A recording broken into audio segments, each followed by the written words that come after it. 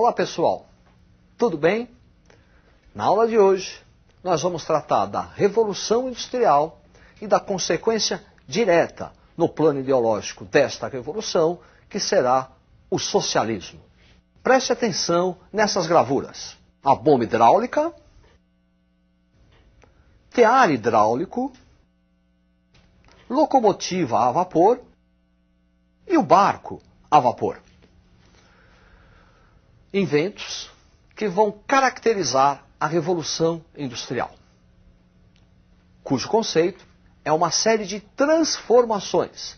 A energia física se transforma em energia mecânica.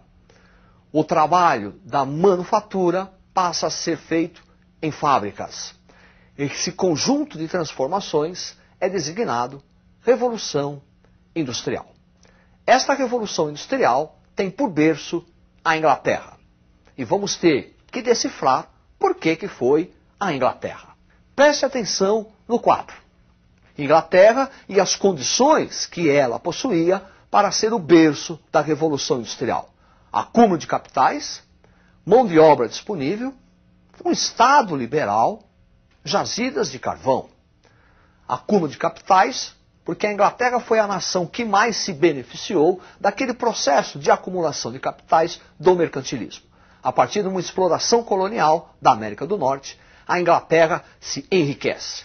Vamos levar em conta ainda o período de Oliver Cromwell, que contribuiu para esse processo de acumulação de capitais. Revolução Gloriosa. A Inglaterra era, no finalzinho do século XVII, começo do século XVIII, a única nação onde a burguesia ocupava o poder político. Revolução Gloriosa, Estado liberal burguês. Mão de obra disponível, resultante do processo de cercamento, os enclosures, que era a substituição da agricultura pela pastagem. Quando falamos de agricultura, precisamos de um determinado número de mão de obra, pessoas ligadas ao campo. Quando falamos pastagens e cercamos o campo, daí o nome, Lei dos Cercamentos, para colocar as ovelhas, eu não preciso mais de um determinado número de pessoas. Ocorre um êxodo rural. A turma, os exilados, aqueles que perderam a terra, vão até a cidade e vão se transformar em força de trabalho para a indústria. Indústria essa que, no seu primeiro momento, tinha como força motriz o vapor. Daí a importância das jazidas. Por isso que a Inglaterra será o berço dessa Revolução Industrial.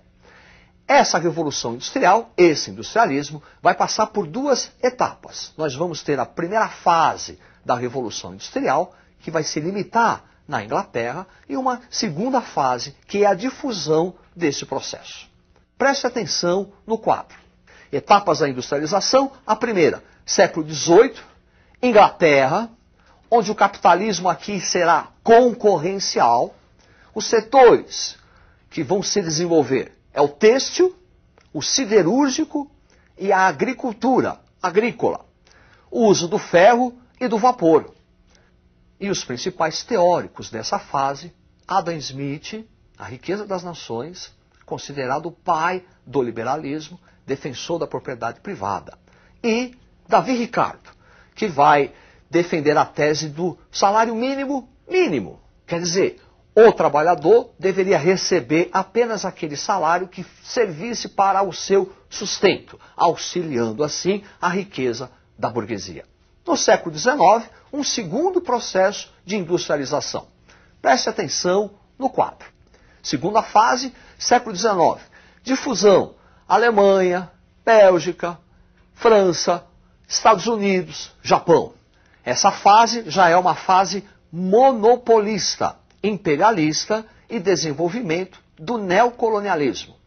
Fase monopolista, porque com a segunda Revolução Industrial não vai haver mais a concorrência. Vão surgir grandes grupos econômicos, cartéis, tipicamente na Alemanha, e trustes, principalmente nos Estados Unidos da América. Grandes conglomerados econômicos com o objetivo de controlar o mercado consumidor e fornecedor. Nessa segunda Revolução Industrial, não usamos mais ferro nem vapor. É o aço e a eletricidade. Essa revolução industrial vai acarretar consequências econômicas, sociais, políticas e culturais. Preste atenção no quadro: consolidação do capitalismo, afirmação do liberalismo, urbanização, questão social, novas ideias.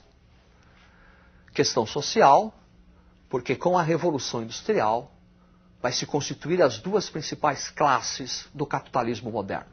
De um lado, a burguesia industrial, que é a proprietária dos meios de produção, as máquinas, a fábrica.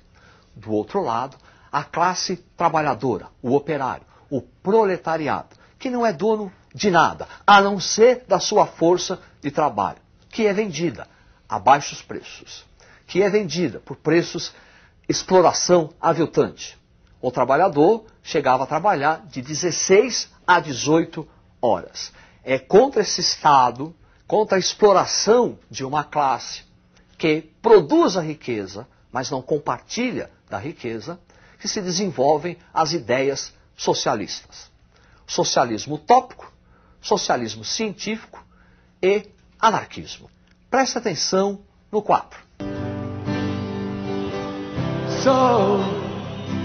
So you think you can tell?